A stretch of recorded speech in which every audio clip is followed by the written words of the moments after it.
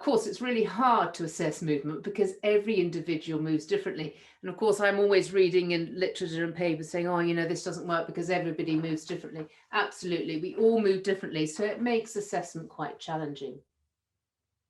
And we move differently because the human movement system is designed to be able to reorganize movement coordination strategies at any time and spontaneously in response to the ever-changing tasks and environmental constraints. So we're always moving differently. You know, as I'm just standing here doing this lecture, of course, you know, I'm just moving around slightly, but I'm always moving in a slightly different way.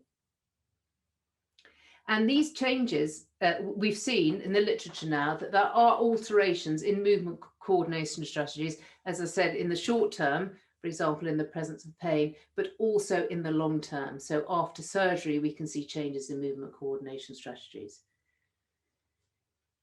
And lastly, on this slide, I just want to add in there that movement coordination strategies may emerge as it being an important factor in the that could lead to an injury risk. And this is something that is becoming much more prevalent in the literature now, the importance of movement quality and movement coordination strategy as a factor of injury risk. So we know that we do vary how we move, but we also see that clinical groups, so that's people with pain or altered proprioception, they demonstrate changes in the movement variability. And this can be both an increase in variability and a decrease in variability. And actually a reduced coordination variability has been associated with overuse injuries. So that really makes sense, doesn't it? If we keep moving the same way, our tissues will be put under more load and stress. And as we said, even in healthy subjects, these movement coordination strategies vary within individuals, between trials of a task, and between individuals performing the same task.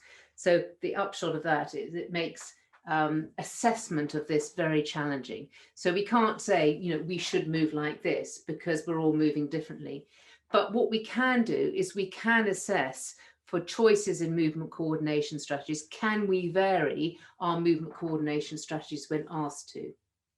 And we can identify that, and we can restore those movement coordination strategies, and that can influence the quality of life in our patients. So we can think about using assessing movement coordination strategies to identify a problem, but we can also use the assessment of movement coordination strategies as outcome measures.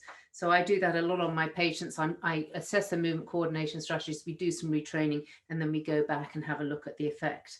And with that, I just thought to add in there that one thing that I really do work a lot in my clinical practice is having a really good relationship with the patient, of them understanding their movement coordination strategies. So at any point they can talk to me, and they can make sense of their own movement patterns, they can monitor them, and they understand them so that they can look after them for their long-term health. So we've already looked at this definition, but the health of movement, our definition is a balance of how we use what we've got, and we have choices in movement coordination strategies. So we have ample choices in those movement coordination strategies, and we use them so we're able to do what we want.